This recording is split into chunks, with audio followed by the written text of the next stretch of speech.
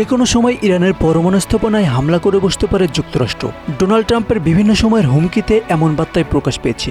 ফলে তামাম দুনিয়ায় মানুষ যাকে শান্তিপ্রিয় হিসেবে চেনে, সেই মার্কিন প্রেসিডেন্ট ডোনাল্ড ট্রাম্পের হাত ধরেই শুরু হতে পারে তৃতীয় বিশ্বযুদ্ধ, এমনটাই মনে করছেন আন্তর্জাতিক বিশ্লেষকরা।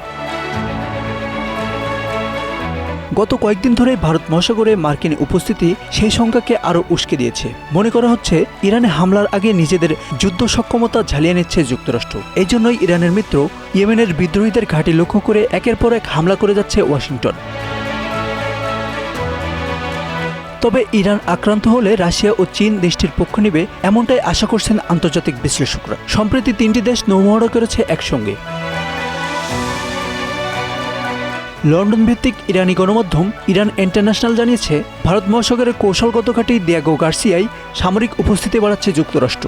ইরানের সঙ্গে বাকযুদ্ধ আর ইয়েমেনের বিদ্রোহীদের বিরুদ্ধে মার্কিন অ্যাকশনের মধ্যেই এমন পদক্ষেপ নিয়েছে দেশটি। ব্রিটিশ এই অঞ্চলটি কৌশলগতভাবে খুবই গুরুত্বপূর্ণ। সেখানে গেল কয়েকদিন ধরে ব্যাপক সামরিক উপস্থিতি ঘটিয়েছে ট্রাম্পের দেশ। যুক্তরাষ্ট্র যে সেখানে সামরিক উপস্থিতি বাড়াচ্ছে তার খবর প্রকাশ্যে এনেছে প্রতিরক্ষা বিষয়ক ওয়েবসাইট ওয়ারজোনো।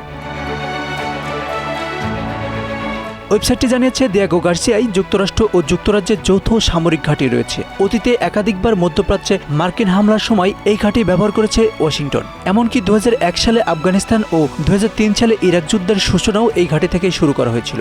এখন এই ঘাঁটিতে মার্কিন সামরিক উপস্থিতি বৃদ্ধি যুদ্ধের আশঙ্কাকে আরও তীব্র করেছে।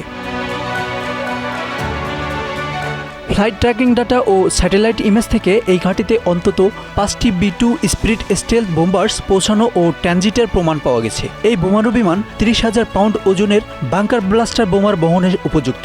মাটির খুব গভীরে কিংবা সুরক্ষিত জায়গায় তাণ্ডব চালাতে পারে এই বোমা। এছাড়া 20,000 পাউন্ড ওজনের মাদার অফ অল বোম বহনের সক্ষমতা রয়েছে এই বোমারু বিমানের। এমন এক সময় ট্রাম্প প্রশাসন তার সামরিক বাহিনীকে এই ঘাঁটিতে জড়ো করছে, যখন ওয়াশিংটনের সঙ্গে তেহরানের সম্পর্ক আরও টানাপোড়েনের দিকে যাচ্ছে। বিশেষ করে লোহিত সাগরে ইয়েমেনের বিদ্রোহীদের চলমান হামলা এবং ইরানের পরমাণু উচ্চবিলাস নিয়ে শঙ্কা আছে যুক্তরাষ্ট্রের।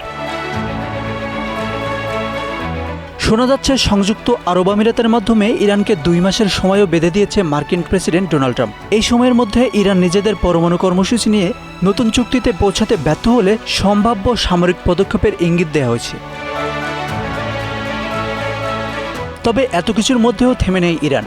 নতুন আরেকটি মিসাইল সিটি প্রকাশ এনেছে দেশটি। ভবিষ্যতের জন্য নিজেদের মিসাইল সক্ষমতা আগের চেয়ে আরও বেড়েছে বলেও জানিয়েছে ইরানের সশস্ত্র বাহিনী। বিশ্ব রাজনীতির এক নতুন কৌশলগত অধ্যায়ের সূচনা করছে 3 পরাশক্তি, চীন, রাশিয়া এবং ইরান। যৌথ সামরিক মহড়ার মাধ্যমে তারা আন্তর্জাতিক শক্তির মঞ্চে এক নতুন বার্তা দিচ্ছে।